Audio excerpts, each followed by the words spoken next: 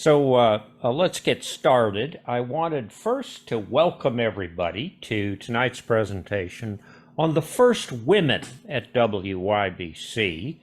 I'm Kevin McCain, and this is the third in a series of events that have been presented to WYBC alumni and friends, presented by the Yale Radio Alumni, which is an ad hoc group formed to explore, both radio then, but also digital media today.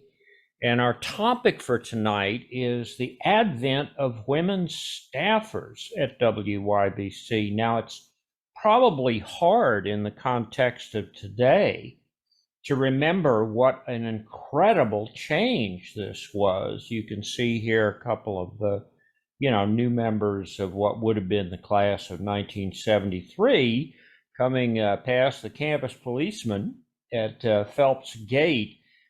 This was the first time that the university had ever had undergraduate women. And it was very tough on everybody, especially the women, but on the men too. And that's why we invited everybody here tonight. And I think it's also important to place this in some context, which is that you have to remember that in the 1960s, there was intense pressure for even, very intelligent, accomplished people like Jane Fonda to do these kind of sex kitten roles. And yet at the same time, the women's movement was very strong. And in fact, Ms. Magazine lay only 3 years in the future. So there was a very rapid social change going on. And the same thing was happening in radio. It was just the year before that Alison Steele became the night bird and had an all-night show where she played very progressive rock, but she did it, as you'll hear in a second, and I'm indebted to Kevin McCune for these audio clips and this idea. Here's Alison when she was on the air as the night bird, and you'll get the idea. The purpose of life is to matter, to count, to stand for something, to have it make some difference that we lived at all. Come, fly with me. Alison Steele, the night bird, at WNEW-FM, in stereo. It was wonderful. So that was one approach. Another approach that women, disc jockeys, as they were called, was to imitate the kind of top 40, news, weather, and sports. And here's a great example. Shauna was, in fact, the first female disc jockey at the Bay Area's KFRC, and a couple of years later moved down to KHJ in LA, where she enjoyed a very, good career. So here she is. Shauna at 224. KFRC. The original 610 Battle of the Hits. The Challenger. We've got Buffalo Springfield up against Sly Stewart, the Family Stone. You call in your vote right now for the winner from Danville at 933-2121. It's toll free. There's something happening here. AFRs. Yeah, get on the phone, vote for your favorite, either Buffalo Springfield up against the current champ, Sly and the Family Stone, and dance to the music. Call from Oakland 762-1500. Call the Marys. So that was another approach. Now here, in that context, are these trailblazers like Elaine Orfanos, Judith Vecchione, Lou Mallison, Joyce Ireland, Karen Lanouette, Susan Lee, and others who had to figure out how to be, their own voices. And it was a process. I don't have, I'm sorry, an audio clip of Judith on the air, but we have a promo that I want to play, and we'll play it once more later at the very end tonight for her show on WYBC. Hey, Judy. Around she goes, and where? FM over here? Let me try it. Melanie, hey, Haber. Melanie Haber? You may remember her as Audrey Farber. Audrey Farber? Susan Underhill. Susan Underhill? How about Judy Vecchione? Judy Vecchione. I hadn't heard that name since last Tuesday at 3 p.m. Everyone knew her as Tuna Fish. Hey, Judy. Round and round I go. Hey, hey, babe, we're on the wheel again. Oh, no, that woman understands how radio works. Judy Vecchione. Every Tuesday from 3 to 6 on WYBC FM, New Haven. So that gives you some flavor of what we were trying to do in those days. You'll see that the image here is a blow-up of the two women coming through Phelps Gate by an astounding coincidence. It turns out that one of the people in that picture is actually Judith. It's Judith and her roommate coming through Phelps Gate in this widely published photo from those days, almost kind of iconic photo from those days. Pure random coincidence. Now, I did want to say, I won't read this to you, but I did want to just have you get some flavor of both Elaine and Judith went on to really significant careers, and both remain very active. And you'll hear more from them in a minute, and I will let them say more about themselves when they come on. But I finally just wanted to leave you with, here is a wonderful group photo from the Yale bladder ball team of 1970, which of course won the bladder ball, as Yale Radio did every year, at least by its own accounting. I leave you with this image of the future leaders of America, many of whom went on to really quite remarkable feats. And hopefully we'll hear from some of them more tonight. But for now, what I'd like to do is turn it over to Elaine and Judith, and thank you both so much for being our discussion hosts tonight. And I'll let you say anything more that needs to be said about yourselves or your background. So when I was at Yale, I was known as Elaine Orfanos, and last name now is David, has been for a long time. When I came to Yale, I was so excited and thrilled, but also intimidated.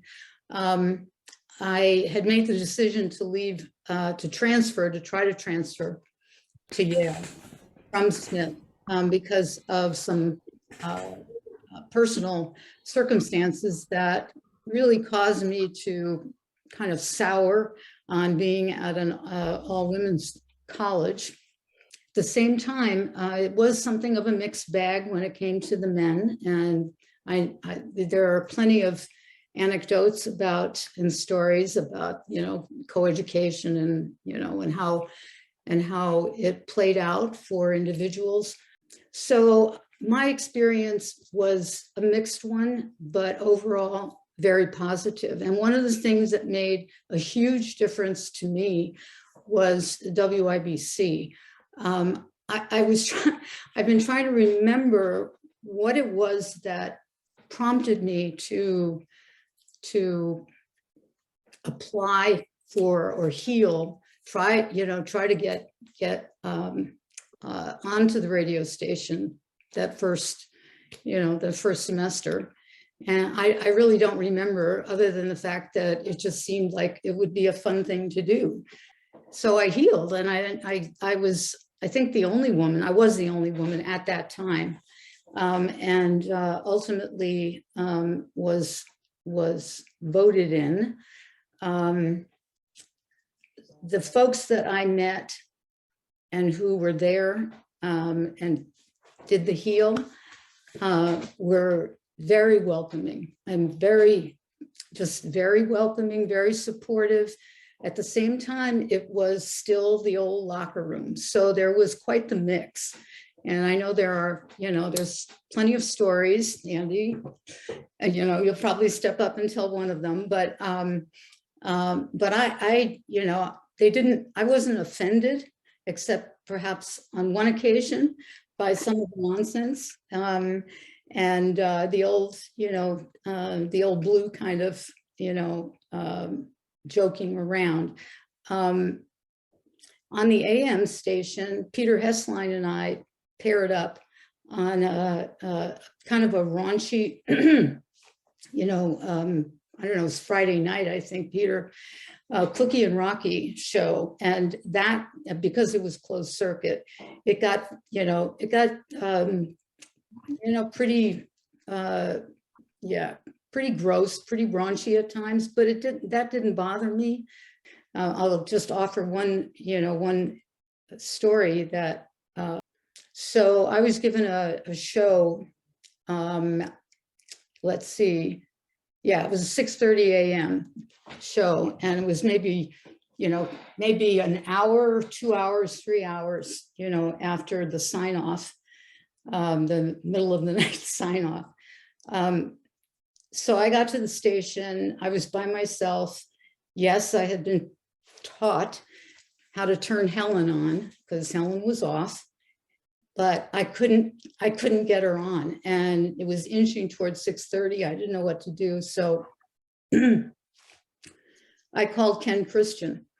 And for those of you who know Ken, I mean, calling him at, 6 o'clock in the morning is, you want to make sure that you're going to, that you're going to be loved afterwards. Not a good time to be calling him. Anyway, I did. I had no other choice. And at least I felt that. And he picked up the phone and I said, Ken, I can't get Helen. I can't get it on. I can't turn it on. I'm supposed to do the show. And he said, and I said, I'm sorry to wake you up. He says, oh, that's okay. I've been asleep for an hour. I said, well, that's great. He said, but hold on, let me get a cigarette. So there's a pause, he gets back on, and then he takes me step by step through the process of turning Helen on. and I got it. And then it was like minutes before the show was to start. But he was so patient and so kind. And it really was, as a general matter, representative of how, of how I was made to feel at the station. So that's my story. So it meant a great deal to me, and it made, and I have friends from the radio station that are over 50 years old. Some of them are on this Zoom. So that was my story. All right. Should I jump in? Please. All right. I'm in that first freshman class. So as Elaine was transferring in, I was coming from my co-ed existence in high school, my normal public school existence, into Yale, which was very unprepared for the women, and has admitted so afterwards, didn't at the time. And like Elaine, I found the radio station to be, when I got there eventually, to be a very positive, friendly, supportive place. It was a lot of fun. It was a good sense of accomplishment, and all that music was a lot of fun. Bruce was remembering that lure of the music that Woodstock represented for us. So a good deal of the time was also spent thinking about who I was, who we were in radio. The Alison Steele image was very real to me, and I am quite certain that most of my time on the air was spent whispering so that I would sound like Alison Steele, which is not who I am and not who I was then either. but discovering who I was. So I guess the question to throw open to everyone is, what changed when the women started joining the radio station? What was your experience as well? So I have to offer my anecdote, which I hope won't spoil the evening for everyone. But in the room at the time that Elaine was being considered for membership in the station, I'm sure, Bruce, you were there. Mitch you were probably there. William Logan, I see you. I think you might have been there. I know I was there. Kevin, you might have been there. I don't know. Kevin McCune.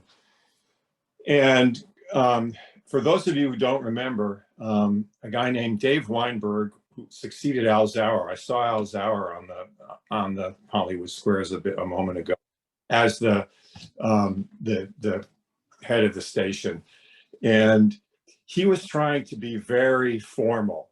You know, each person was taken in their own time. Their performance as healers was reviewed, and a vote was taken. It was a very standard process. And he got to Elaine. We all knew it was Elaine.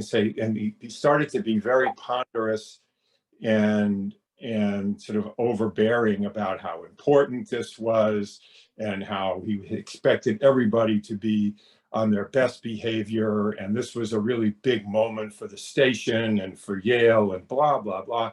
And a fellow named, who all of the same people will remember, who was only just a little stoned at that particular moment and had probably had 42 cups of coffee, walked up and looked at the piece of paper that was in Weinberg's hand and looked up and blew his eyes wide open and said, "It's the," and the place just fell apart, fell apart.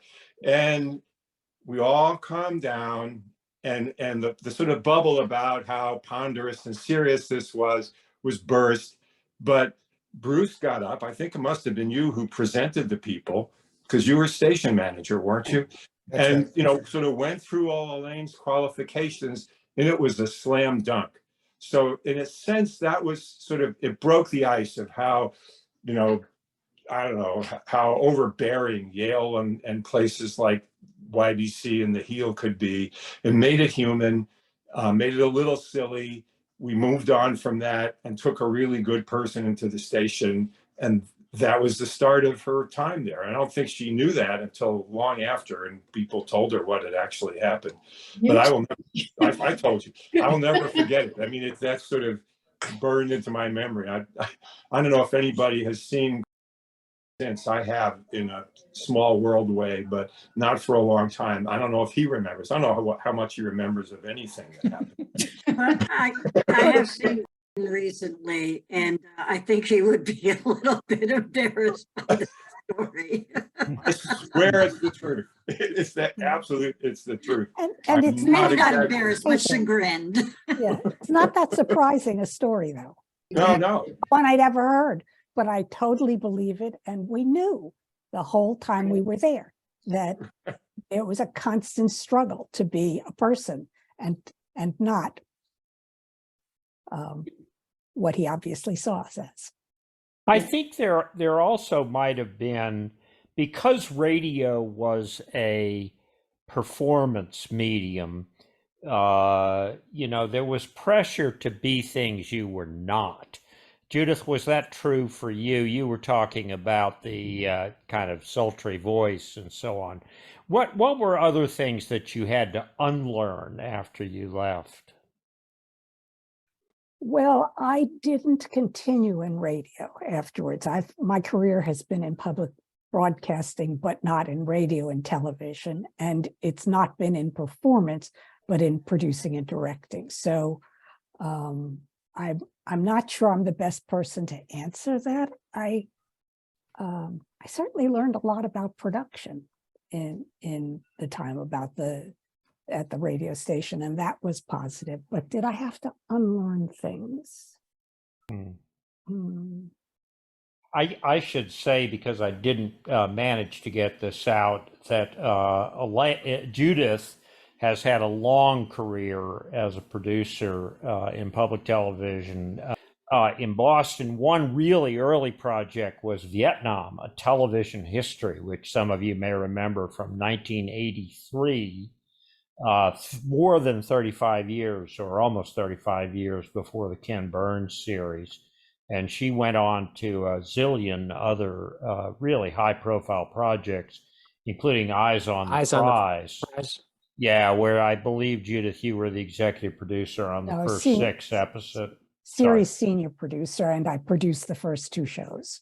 Okay, so yeah, so I mean, and Elaine, you went on to, you know, a very impressive legal career in public policy and governmental affairs, including the Department of Transportation, the House Committee on Space, Science, and Technology, and ended your career at Lockheed Martin. So people did not necessarily come out of college radio and go into radio. But I guess I'm curious if the things that you, Judith, you referred to learning things about production that were helpful to you in your career. Were there others who found the WYBC experience helpful or unhelpful in your career? Well, I found it helpful because my experience with interactions, relationships with men were essentially non-existent. I came from a very protective, patriarchal family background, and had very little social, high school kind of social scene for myself. So so for me, the radio station just was, distilled all the best parts of my experience at Yale, and a big part of that was having relationships that sort of ran the gamut with men, and most importantly, having friendships, pals who were men, and we were just devoted to each other. And a lot of that has continued, and it did help me with my own personal self-confidence and ability then to go on to law school, which and go on to law school at a time when there weren't as many women going into law school and coming out into private practice. I mean, I remember my first years of private practice that in Marin County, California, going into a courtroom and being a packed courtroom, for motions and stuff, and being the only woman. So it was still that, that kind of environment. But I wasn't as intimidated as I might have been, I would say, because of my experience at Yale and because of the radio station. So, yeah. Yeah, please. Go ahead. No, go ahead, Judy. I was just going to say that journalism was something that I began thinking about seriously at the radio station when we were covering the Panther trials, which I came back in the summer to work on. And I'm not saying that we did it well or badly. I can't judge at this distance, but it told me that I was interested in that, and that's been a key part of my career, is that drive towards understanding what's responsible journalism. So let me pass it back to you, Bruce. Yeah, I just wanted to, it's so great to see you, Elaine, and I'm so relieved to know that you had a good experience at the radio station. My memory of that first year of co-education was that we were certainly unprepared. It was certainly, I would think, what we would now call a hostile environment globally. Some of the women that I've talked to who were friends of mine, or became friends of mine really after, because I couldn't get anywhere near any of the women, maybe except for you, Elaine, during that first, just as a friend even. I mean, Just as a friend, yeah. Everybody was surrounded, all the women, sort of described themselves as being surrounded by concentric layers of men and feeling like prey. And there were a lot of stories about things that went on during those early years when you were so outnumbered. But my memory of you, Elaine, is that it was so easy, I mean, in the context of all of that madness, you just fit right in.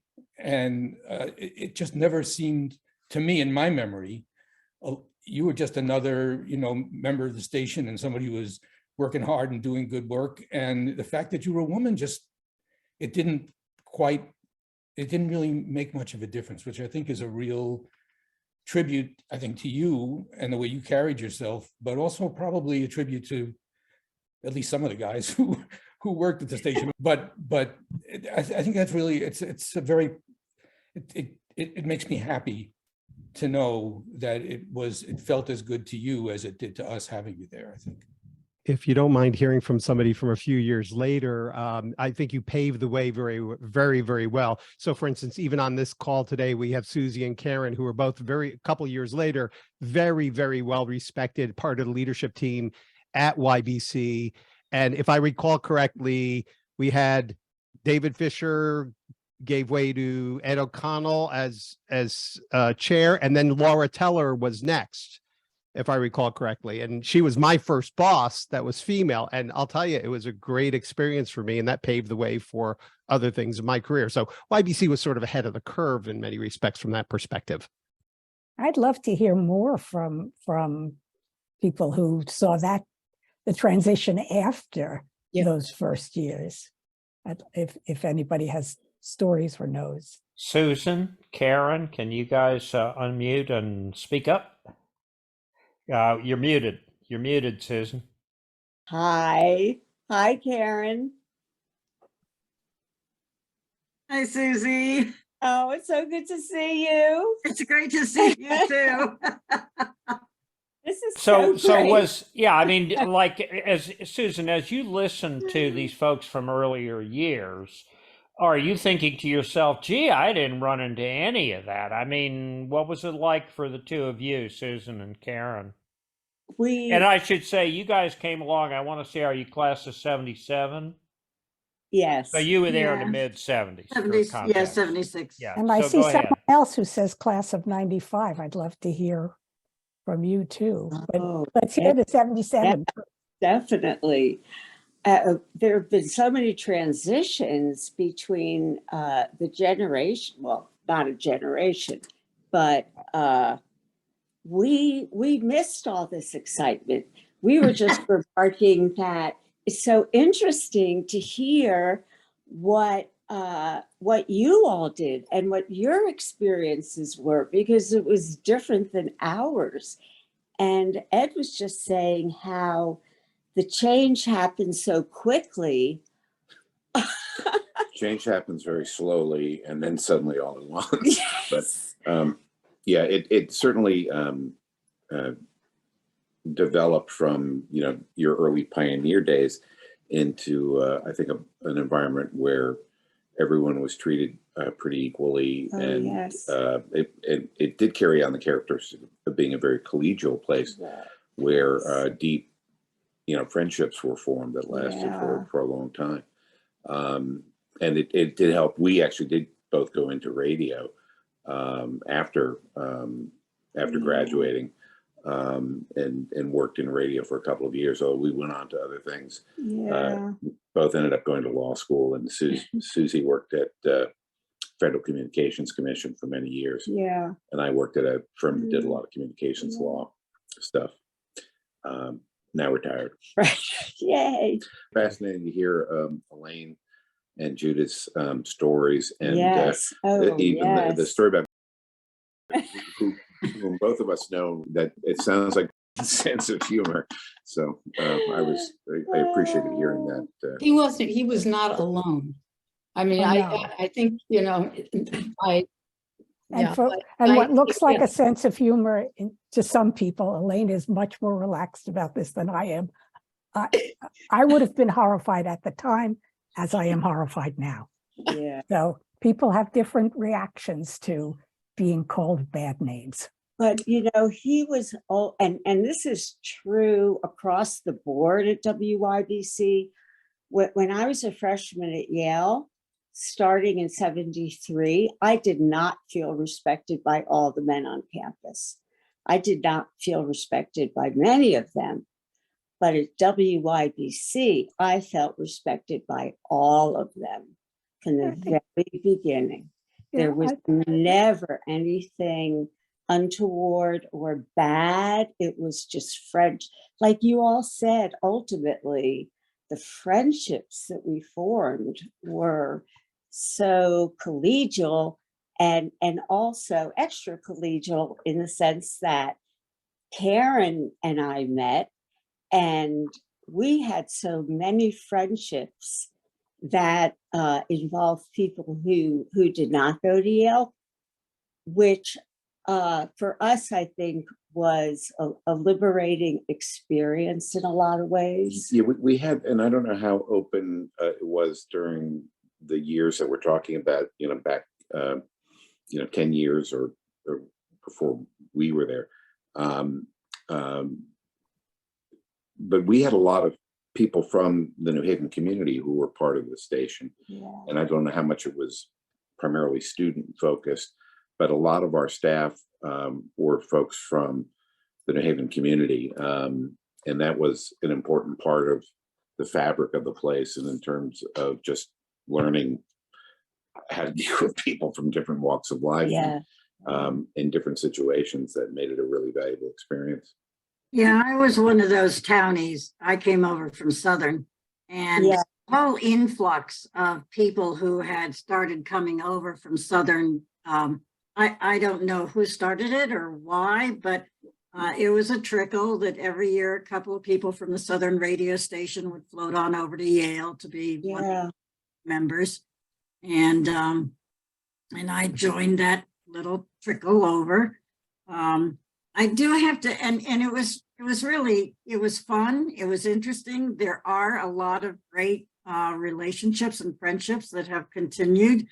I think it was Elaine who said that there were a lot of supportive men, but there was also a sense of a kind of good old boys club. And I do have a sense of that as well, a remembrance of that as well. Probably not as much as you all experienced in the beginning, but there was still a little shade of that with, sort of little in jokes and kind of, asides every once in a while. But on the whole, I'd say that the men were very supportive.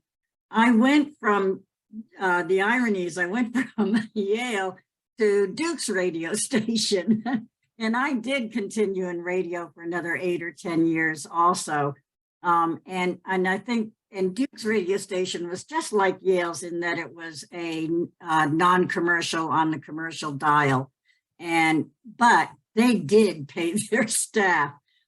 So I was actually hired to be, and paid to be a disc jockey there. And I think some of it was because I came from Yale's radio station, and there was like, oh, it's, there was the prestige, and it's a similar station, and she'll fit in better here.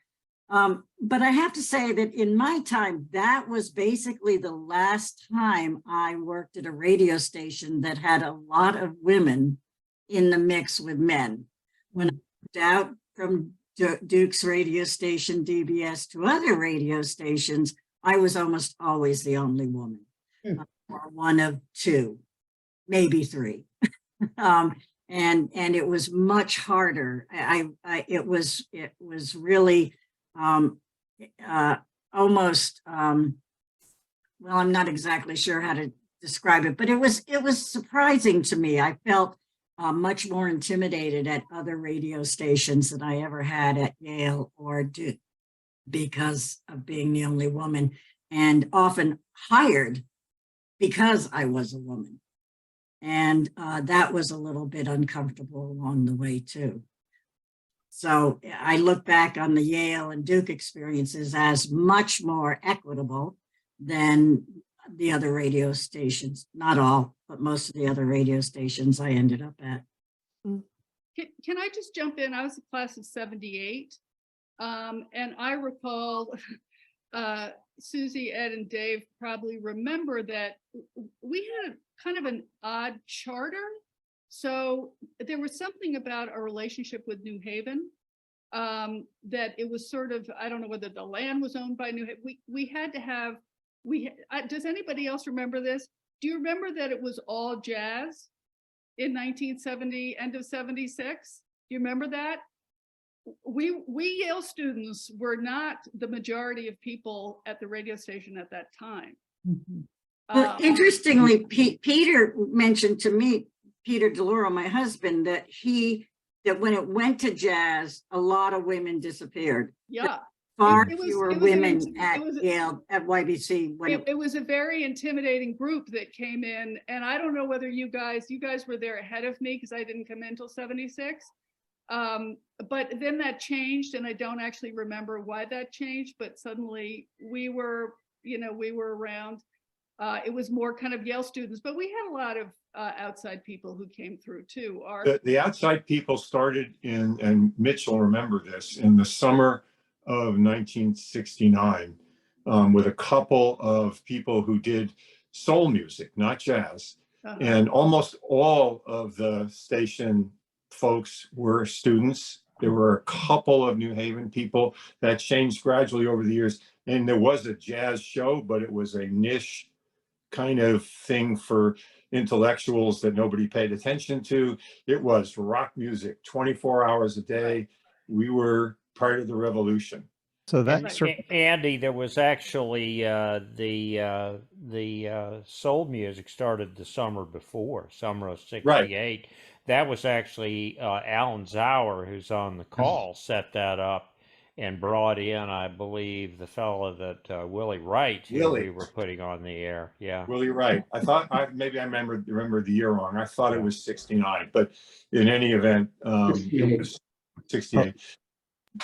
But I believe that we had to change the programming. Susie and Ed, do you remember that? I mean, again, I came into this, but that was kind of my understanding. And then we kind of eased back into, rock. And then just as a point of, a female being in the relatively early years, I was the station, the program manager, director, whatever. We did a closed circuit. We tried to do a closed circuit radio station. We didn't make it to too many of the colleges, but it was all punk all the time because this was 1977, 78.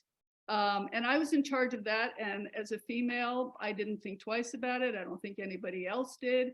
And I think it was more about how good you could be than whether you were a man or a woman or, it was really about how good you were on the air. So Maria, I think you hit it right on the head. And I think a lot of that major transition started happening about the time that we were there. Now we're talking 76 and into 78 when it started. The what was called urban programming, Black Spectrum, as you recall, was a 3-hour Saturday show, and it's a very specialized show. And the New Haven charter had started to become bigger, and we were starting to become a less of a Yale radio station and more fulfilling the charter of our license, if you think about it, because the license was telling us we're serving the area. And for those of you who were around then, you'll remember Billy Christmas. He had a very, very profound influence on the way that worked. And while we were there, I think this happened probably mostly when Julie House and I were doing the executive board stuff a little bit after you guys. You remember Julie? She was here at the last one of these. But we started to move towards really hitting hard on fulfilling the charter to serve the city, and we expanded Black Spectrum to be every evening, and then later, or it was originally Saturdays, and then every evening, and then sooner or later, I think it was Leo Laporte. Calls himself Leo these days, I understand. But Leo came in and said, well, look, we've got a great compatible programming if we take rock off the air and we put jazz on there and we have Black Spectrum at night.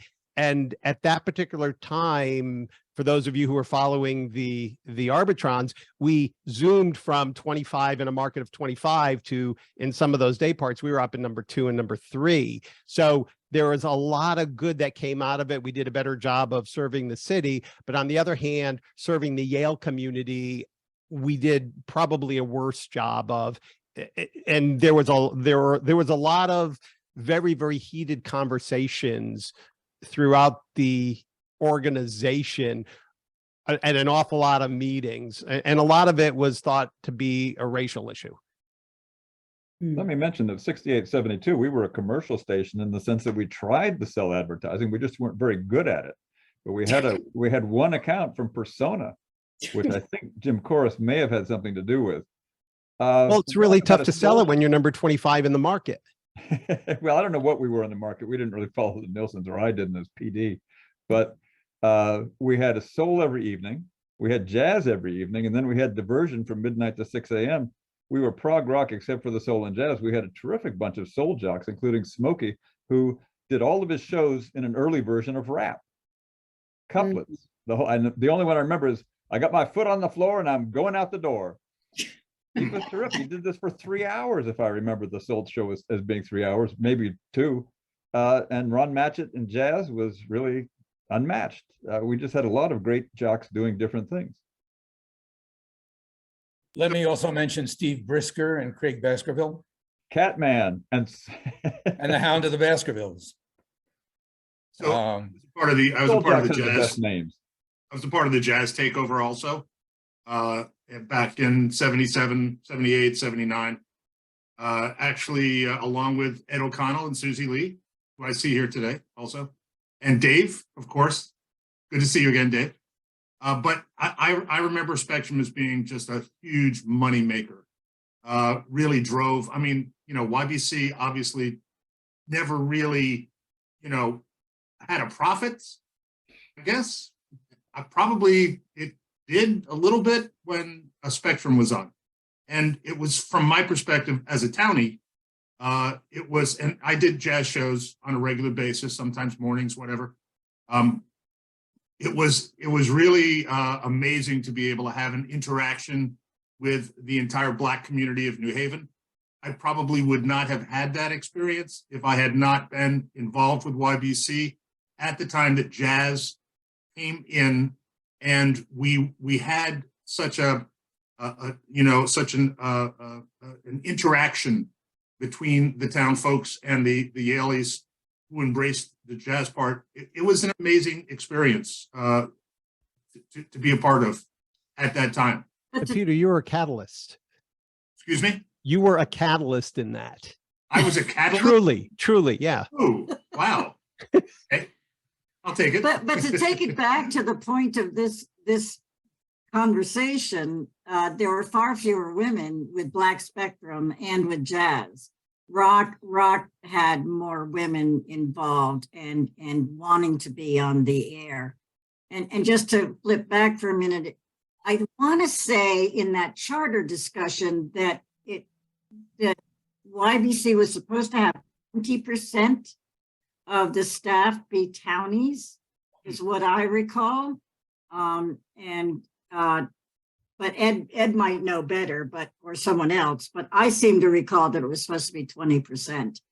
But anyway, I'm just wondering how it's progressed from there. That's why I pulled out Tirsa, who I don't know at all, to see if she has something to contribute 20 years later. Sure, I can tell you what it was like. So I was general manager in 94, 95. And the membership was split about 50-50 for people who were from New Haven that did Spectrum, R&B, jazz, versus the Yale membership that did alternative, grunge, things that were kind of going on in very different programming from the kind of the more city of New Haven elements of the membership. And we did have a staff of salespeople who pretty much kept the station going from a financial standpoint. There were still a lot of kind of racial tensions. Pretty much the Yaleys were mostly white and the, townies were mostly Black, but actually the general manager before me was an African-American Yalie, and then obviously I'm Asian. So, there was some diversity, but pretty much it was kind of split like that. And there were a lot of tensions at that point. I know that at some point we had to lay off some of our salespeople who were all townies, and that caused a lot of tension during that period of time. But the good news is there were actually a lot of women at the station in our officer board. We had treasurer, secretary, things like that. Like those were filled with women during many of the years that I was at WYBC. So whereas there's always kind of issues coming through, I think the integration of women was thoroughly implemented by the time that kind of the 90s rolled around. And then I saw someone in the chat was talking about melting down records. So when I was there, we were going through a full transition from records, vinyl records, to CDs. And unfortunately, the general manager before me and myself had to go through the getting rid of the vinyls and bringing in all the CDs. And I do remember trying to ship home as many vinyl records as I could when I was graduating, because they were all going into the trash. And so we would put out calls like, anybody want to take these? There's like wonderful like Motown vinyls and things like that. Beatles, just classic vinyl records. But they were in the 90s, they were like all being replaced by CDs.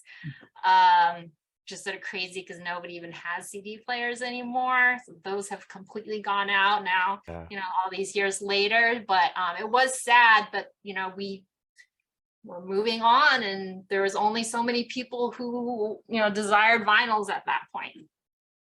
So well, if you ever find one with a review by me on it, I'd like it back. They did have big WYBC stickers on all of them. So no, they were. It wasn't my album, but Malcolm Atchison and I did, dozens and dozens of reviews as co-music directors in what would have been 71, I think. And I would love to have one of those as an artifact, if nothing else. Let me mention that we had a lot of townies. Betty and Lou Murray, Walter Wagoner, who did a wonderful folk show, in addition to Smokey and the Duck. I don't know how many remember the Duck from those years. He was not only a real decent guy who hung out with the station, but he was actually a pretty, and Malou was there all the time. Malou lives in Hawaii now. We're Facebook friends. So I don't think Walt Wagner exactly qualified as a townie, William, because he was a Yale law student. But true enough, but he wasn't the normal membership. I should have said that. Right. It was a diverse group, but I want to circle back. We made friends, and I hope that that's still something that happens there, because we made friends across the spectrum of background and obviously gender, and none of that seemed to matter. You made good friends, and that's my memory of it. And as Elaine said at the outset, these are people that I have in one way or another managed to keep up with, even at great distance for decades. And I hope that that kind of thing, even though the station has changed and it's more commercial and its mission is different, I hope that that's still a possibility, because it was a way for the Yale students at least to be friends with each other and to be friends with people from the community. I'd love to hear if people are willing from some other women. Leah, you are out there. Barry, you are out there. Leah, would you care to say a word or two about your experience? My experience, which when I was a heedless, I showed up as a sophomore at the age of 17 because I went to New York City schools, which believed that if they could graduate you by the age of 16, they'd saved 2 years of their budget on you. And there were actually a lot of young New Yorkers there. Anyway, I was on some level heedless, and on some level, quite sophisticated about men, partly because of my own experiences, partly because I had 3 older brothers, and I was just used to a sort of male-heavy atmosphere. Plus, you go to high school every day on the New York City subway in the 1960s, and you learn how to just ignore a lot of male behavior. And certainly the feeling that I had when I got to Yale was when I think it was maybe Ellen, was it, said something about not feeling respected by all the men at Yale. And, you know, the common experience was to hear seniors who were there, that was their last year when the women first came, just talking about how women had destroyed Yale and how awful it was that we were there. And I always used to think to myself, geez, what an idiot. But, you know, there's 8 men for every woman here, and there's just one I don't have to spend any time worrying about. But I later, I mean, really recently, only in the last few years, learned that a number of women felt intimidated and, you know, having not used to, you know, not having come from a family in which English was the second language after sarcasm, the way I had, you know, they weren't that comfortable dealing with it. So I had an atypical experience. And I have to say, I had the time of my life at Yale. I had a great time. And so I also know that a lot of women who took courses who were pre-med, pre-law, something like that, suffered much more than I. I was an art history major, and nobody felt threatened by me. So nobody thought I was going to keep them out of med school or law school. And so I just had a good time. Yeah, but there were a lot of women who felt that the professors were also actively against having women there. Yeah. Oh, absolutely. Yeah, that was part of, you know, if you want to enjoy yourself, you want to feel like you're learning something. And if they're not accepting that you are in the class contributing. Yeah, but I didn't take those classes. I know what exactly, you know, I went to the movies. I went to the movies like 100% of the time that I was at Yale, almost 100%. So.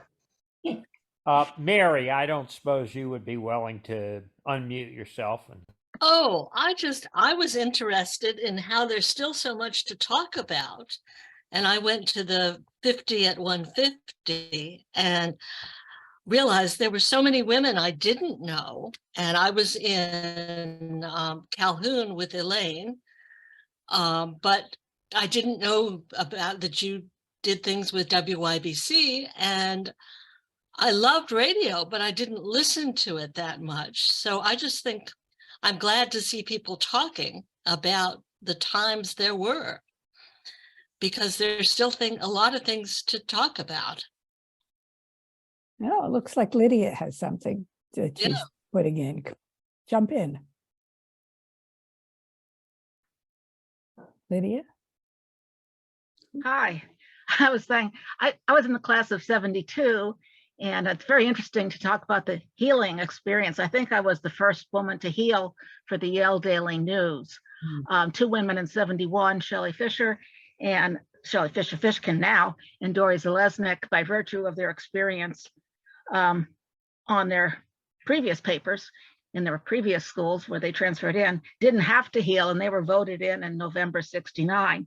I had a harder time. I had to write, I have a journal, 20 stories before I was actually voted in. And I remember very much the executive editor of the news at that time saying, how lovely you look tonight, my dear. We must get you elected right away. And I wasn't elected that night, but I was elected soon after that. Others, folks, that we haven't heard from. I can't see the second page. Judith, are there more women out there?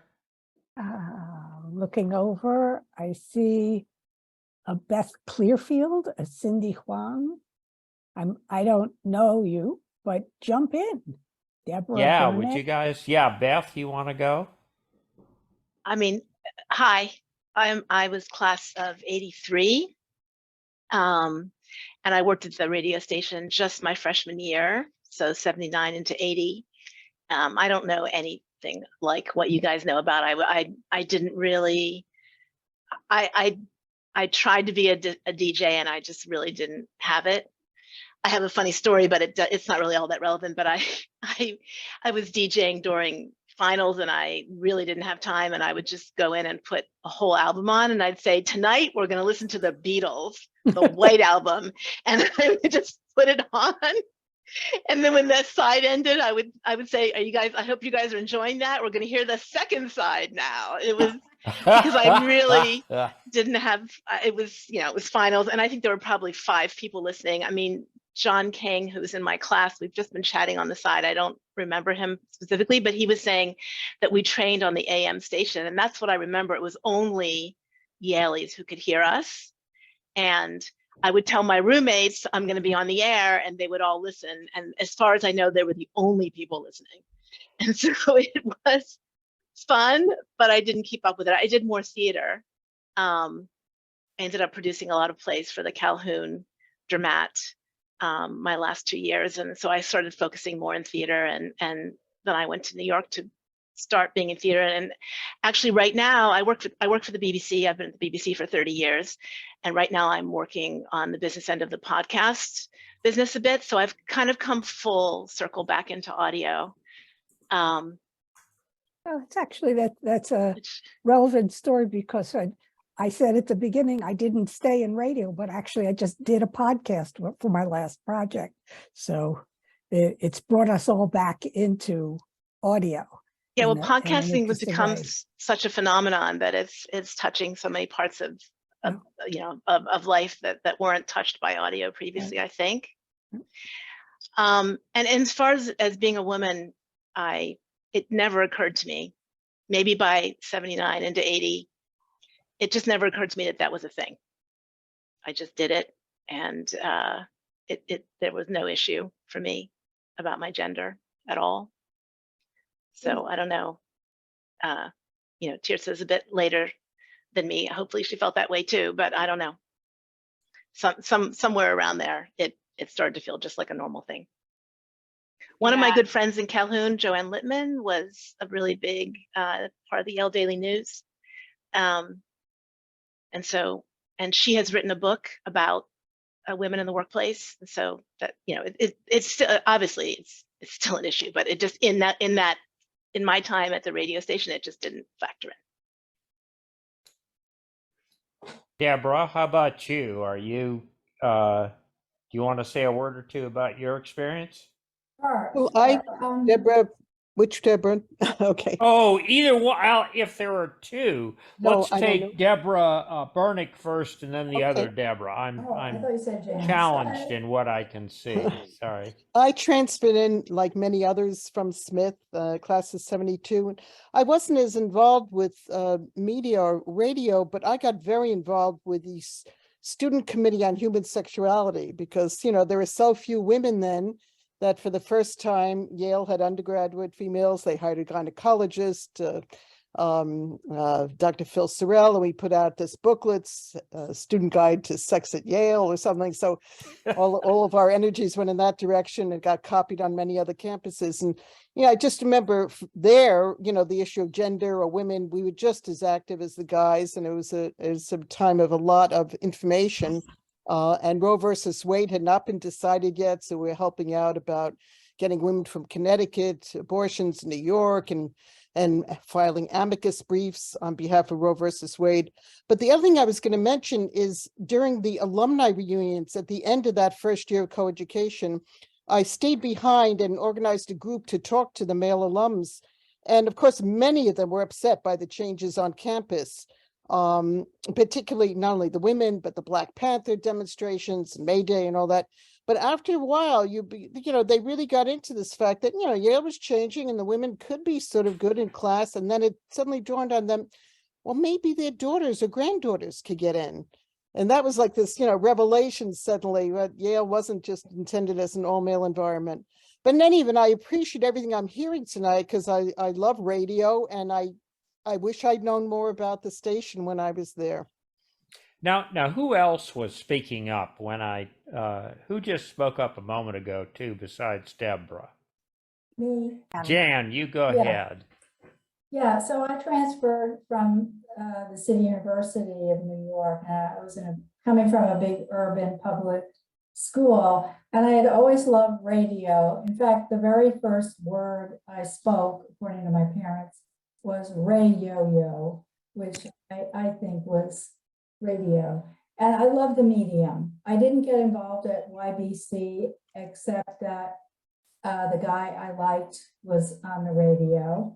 You probably all know Tony Rostain. He was on YBC. And so I listened when he was on. And I remember when the draft numbers were called out on the radio station. So it was a way to find out what was going on. And after I graduated, I stayed in New Haven for another 6 years and continued to listen to that station and the Hartford station. I didn't go on the radio, but now that I use Zoom a lot, I kind of feel like it satisfies my media and my interest in hearing and seeing myself. But as far as co-education, yeah, it was very exciting and fun. I had a great time. I underperformed really badly academically, but it's okay. It all turned out all right.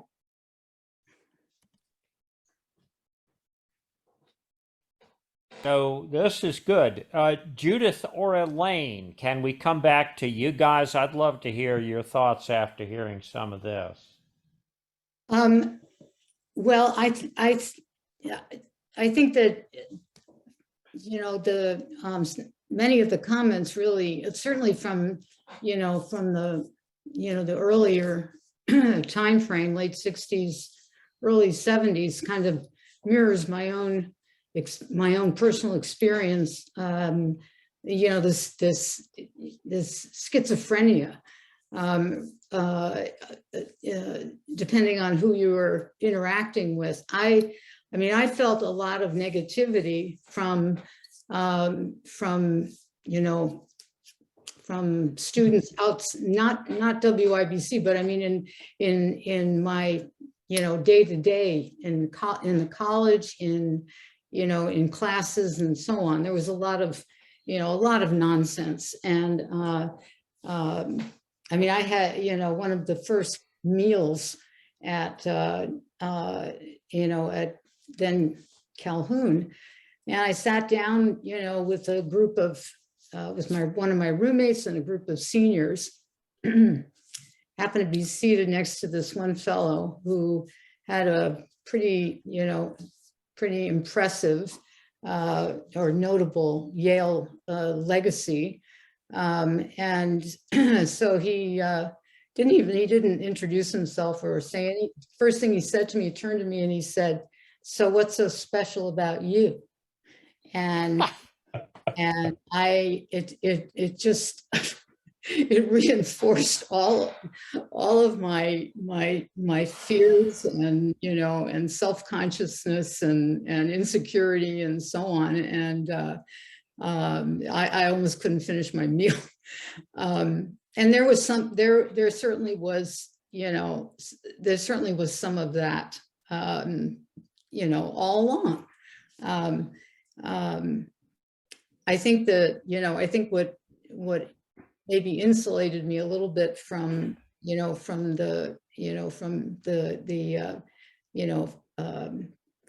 being excessively offended by, again, some of the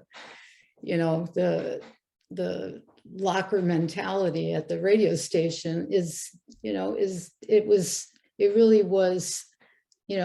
really couched in a lot of caring and support. And I think also, you know, my naivete. I mean, I was just happy to be, you know, to be accepted and to fit in and to be doing learning and doing something that I'd never done before, and having experiences that I could never have imagined, you know, like being tear gassed in Washington with a group of, you know, with several other, you know, radio station folks. You know, Heck, you could have gotten tear gassed in the radio station. I beg your pardon, Judith? Could have gotten tear gassed in the radio station if you'd been there for May Day. Oh well, no, I was there for May Day. Just say the fumes were coming in. Oh, absolutely. Oh yeah, no, absolutely. But it's nice to hear that, you know, our 3-4 years were the time of the hardship, the time of transition. And it's nice to hear that 3 and 5 and 10 years later, people had settled into a more normal set of relations. So that's a nice thing to hear today. I have a couple of questions, if I may, for the early WYBC women about the nature of radio itself. Now, for an introvert like me, part of the magic of radio was always that I got to talk to a large number of people without ever having to be in the same room with any of them. And for women at Yale, who, as we've heard, were often, you know, surrounded by 8 men for every other woman in the room, was that a liberating factor to be able to go on the radio and speak for yourself and be self-expressive without a face across the table being judgmental? And then also I have a question about music, which we haven't talked much about. As women, when you came to Yale, you arrived at a WYBC that had fairly recently become a progressive rock powerhouse and had its own musical culture. Did you encounter any situations where you felt that you didn't get to play the music you wanted to on the air? I didn't, but I think I was thoroughly co-opted into the prog rock environment in those years. So I didn't. Other people? Well, I felt no resistance at all. Quite the contrary. I felt as though my musical horizons had been expanded exponentially, and I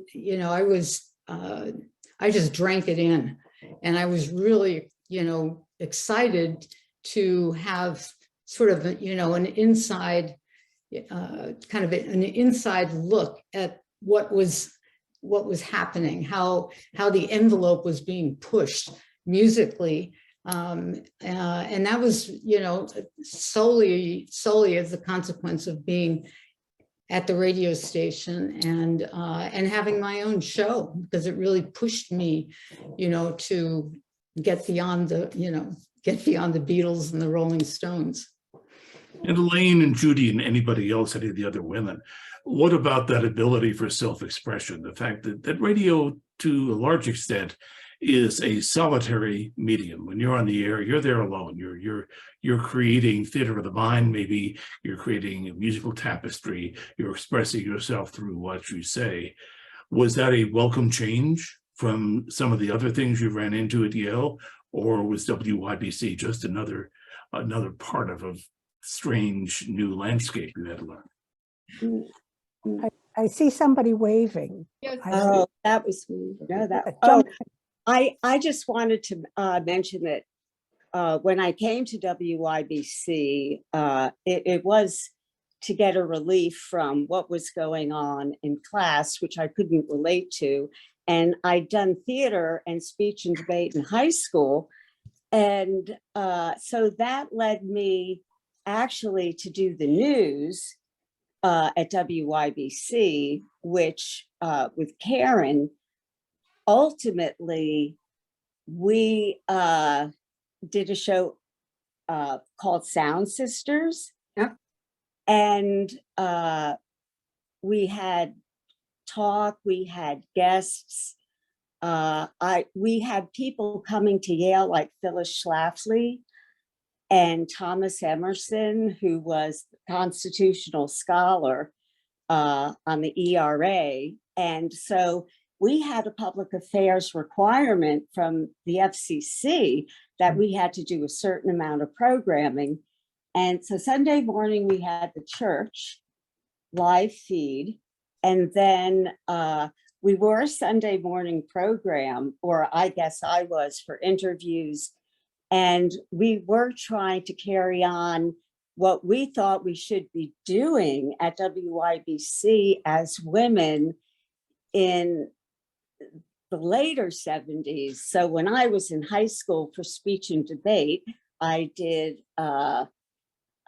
like a Gloria Steinem Ms. Magazine themed speech. And when I got to WYBC, I didn't know that much about music really, except Led Zeppelin and Derek and the Dominoes. And I had the Beatles, very limited. But then I really wanted to make a career in radio and be on air. And then so I also started being a disc jockey, and ultimately an AM station was bought by WPLR, and it was Gordon Weingarth started this radio station, and I was the music director. And I guess someone else. It was WOMN. WOMN. A women's music oriented. Right. Well, Karen and Peter were involved with that also, right? Well, Peter was. I was up down in North Carolina by then, but Peter was involved with it. Yeah. He was there too. But Susie, I don't know how long it lasted.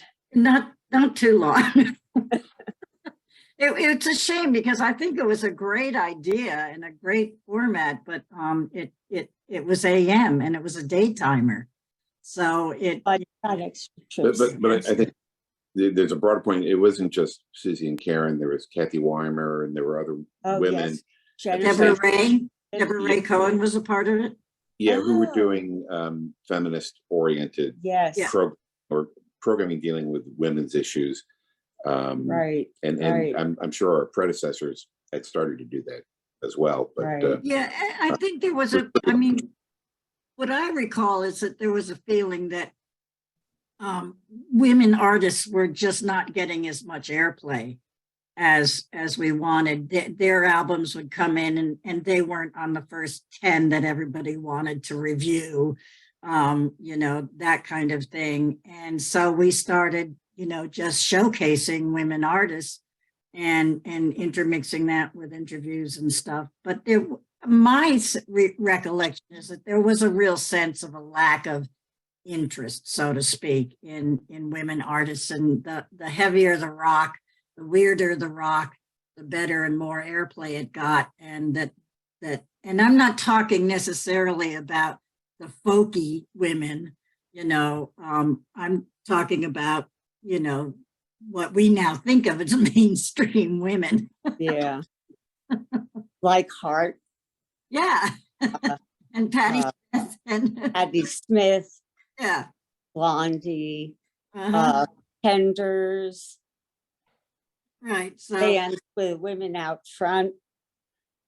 So, but the ones from the 60s, like, like etc. But Janis Joplin, we didn't play that much of her, but I do remember that at some point I got upset about,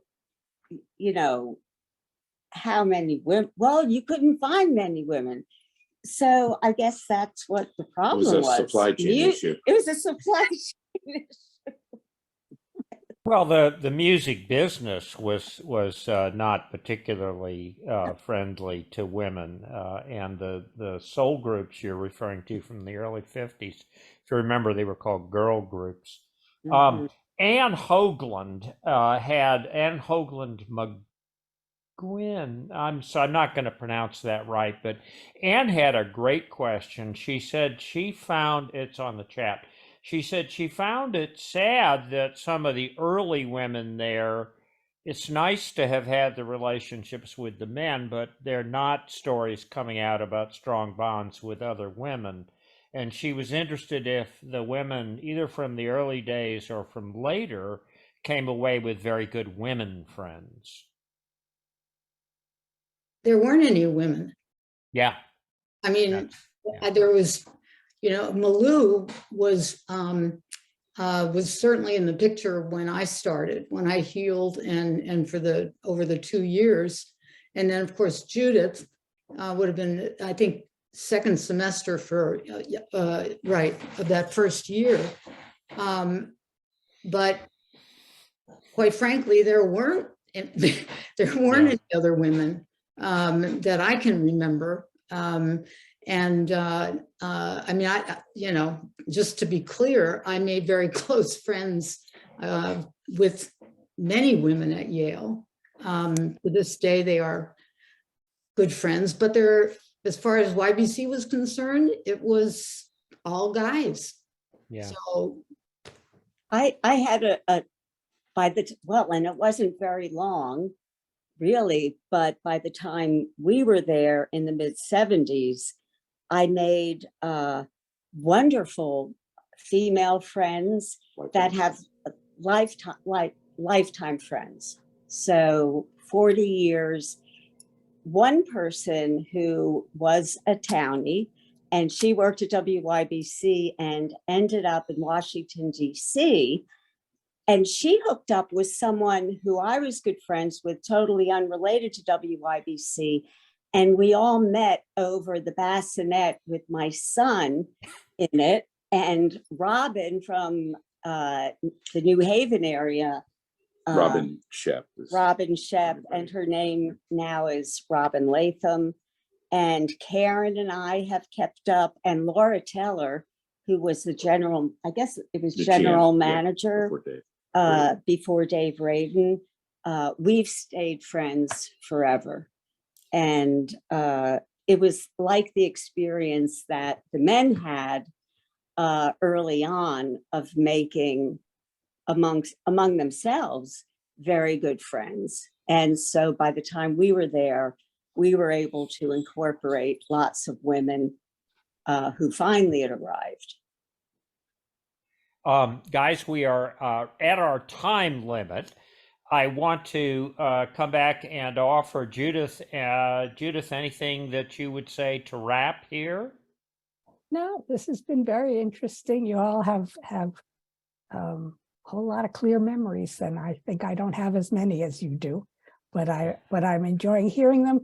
I'd enjoy hearing later years too, because what's happening now is always of interest, but nice to hear, and thank you.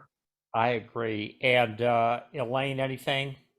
No, I would echo Judith's comments. It's glad to know that there were women that came along after we did. So yeah, and we are hoping in a future episode to have today's women to hear from them, and I would love to hear from some of the intermediate classes too, because we'd love to put you guys on as well.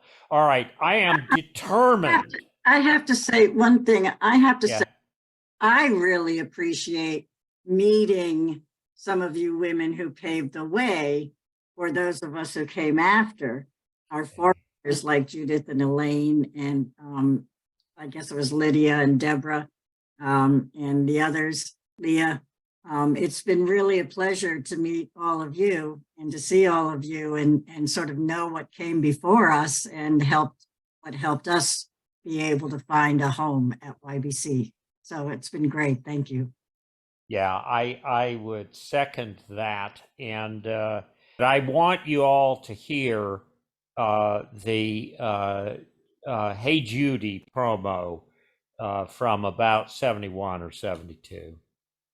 Hey Judy. Around she goes, and when FM over here, let me try it. Melanie Haber. Melanie Haber. You may remember her as Audrey Farber. Audrey Farber. Susan Underhill. Susan Underhill. How about Judy Vecchione? Judy Vecchione. I hadn't heard that name since last Tuesday at 3 p.m. Everyone knew her as Tuna Fish. Hey, Judy. Round and round I go. Hey, babe, we're on the wheel again. Oh, no, that woman how radio works. Judith Vecchione, every Tuesday from 3 to 6 on WYBC FM, New Haven. And there it is, guys. With that, I didn't make that. I am wondering, William or Mitchell, if you cut that. Not me. Oh, that was Kevin. That was me. that does sound He was like the production genius. Nicely done. Yeah, and big thanks to Kevin for our soundtrack that I got about 2/3 of in. Okay, you guys, we'll hope to see you on a future Zoom. Thank you so much. Thanks an awful lot, Kevin. Bye, guys. Thanks all. Thanks. Bye-bye. Bye, Thank everybody. Bye. You have been listening to The First Women at WYBC, an event sponsored by the Yale Radio Alumni Group and presented November 13th, 2022.